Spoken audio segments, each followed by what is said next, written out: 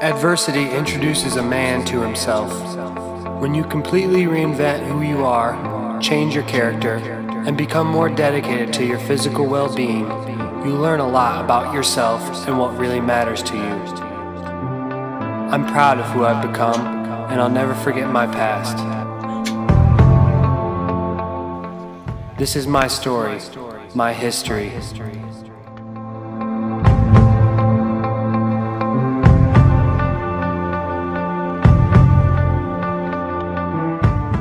Excellence is not an act, it's a habit.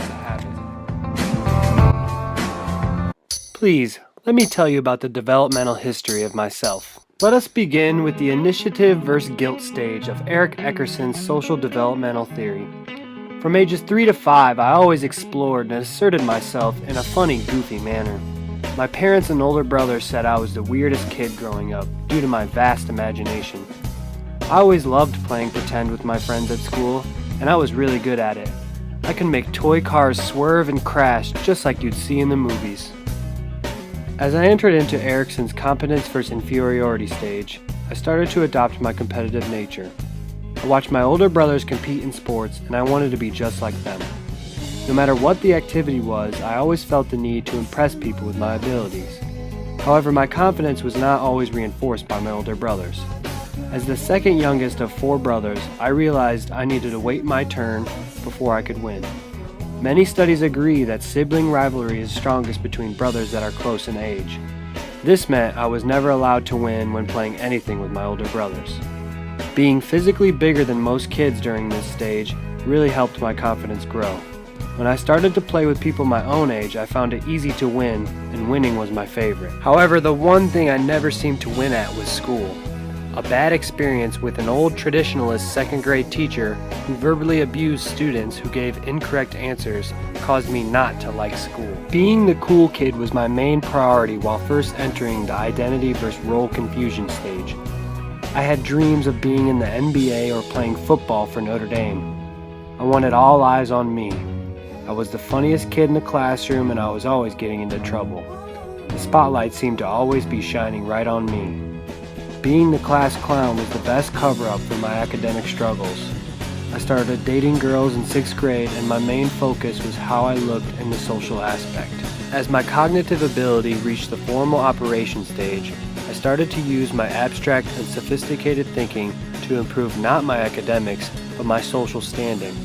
Once high school came, it reached a whole nother level and became way more complex. WSBT Burger King Outstanding Student Athlete played a big part in leading the team this season. St. Joe senior wide receiver Matt Makoviak stands 6'3" and weighs in at 200 pounds, and he uses every bit of it to his advantage. Makoviak, you gotta love him. He's pretty ornery.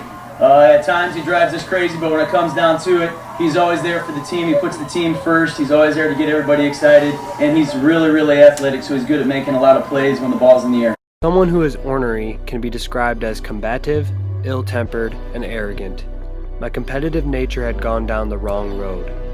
All the attention and praise I received only fueled my desire to win, and all my focus was put into sports. Most kids went to high school to get good grades that could put them into college. I went to high school to socialize with friends and to see myself on TV and in the newspaper. I never questioned my decisions, and I wanted to be independent. In school, I was known for sleeping in class, being late, and always having something funny to say. Athletics did teach me about discipline and teamwork, but in reality, it was just covering up the dark cloud of poor academic performance.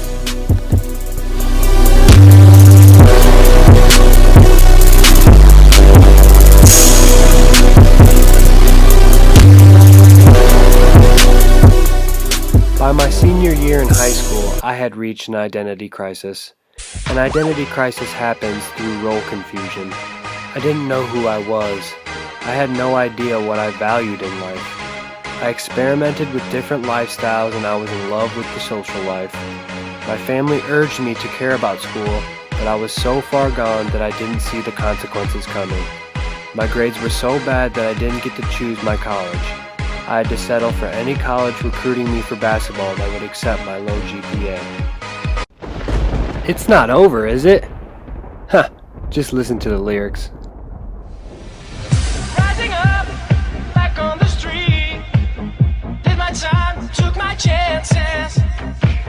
With the distance, now I'm back on my feet. Just a man and his will to survive. So many times it happens too fast. You chase your passion for glory. Don't lose the grip on the dreams of the past. You must fight just to keep them alive. With the help of family members and close friends who never gave up on me, I was able to escape my identity crisis and enter into the intimacy versus isolation stage. After transferring multiple times, I'm now living my dream, still playing basketball and studying to become a future educator. I have a new outlook on life. I still love the social aspect of life, but I'm more focused on making new relationships that have depth and meaning. I'll never look down on anyone unless I'm helping them up. I want to help younger kids develop a passion for learning while teaching the importance of being active and healthy. Some things in my life remain the same, like my love for sports and my competitive athletic nature. I try to document as much of my life as possible, as a reminder of where I've came from. There's no telling what challenges I may face or adventures I might take, but best believe I'm ready. Oh yeah, I'm ready. Thanks for watching, and have a good day.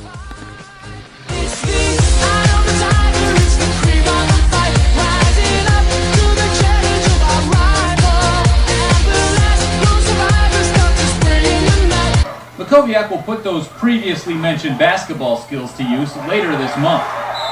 He considers that to be his main sport and where he'll likely pursue a future.